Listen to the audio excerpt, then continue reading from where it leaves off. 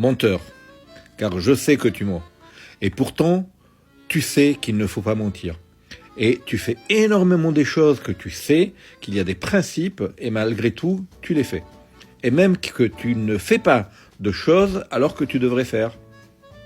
Eh bien, c'est toute la différence entre les principes et la mise en pratique des principes. Et ce qui nous dit Épictète dans le 52e chapitre de son manuel, c'est exactement ça.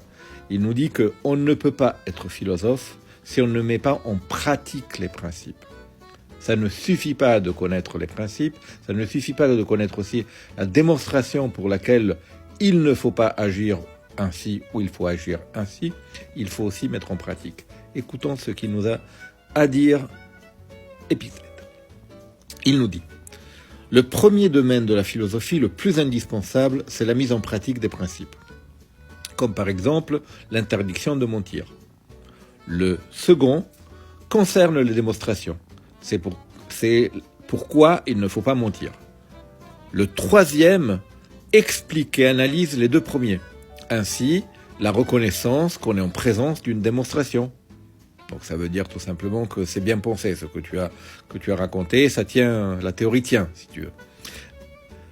Ce qu'est une démonstration, une déduction, le vrai, le faux, etc. Par conséquent, le troisième domaine est indispensable pour accéder au second, comme le second pour accéder au premier. Mais le plus indispensable, nous dit Épictète, le terme de toute recherche, c'est le premier. Seulement, nous faisons tout à l'envers. Nous nous attardons sur le troisième, nous lui consacrons tous nos efforts, en oubliant complètement le premier. Voilà pourquoi, il termine Épictète, voilà pourquoi nous montons sans cesse, en étant prêts cependant à exprimer le raisonnement qui prouve qu'il ne faut pas mentir. Voilà. C'est juste, tu sais très bien, notre journée est faite de ça, est faite d'excuses, est faite de mauvaise foi, et à ce moment-là, on n'est pas philosophe. On est philosophe quand on a une démonstration pour laquelle on doit faire ou pas faire une chose, on se comporte en cohérence, et on a suffisamment bien analysé notre démonstration pour que ça ne soit pas une simple opinion, mais ça soit véritablement une théorie.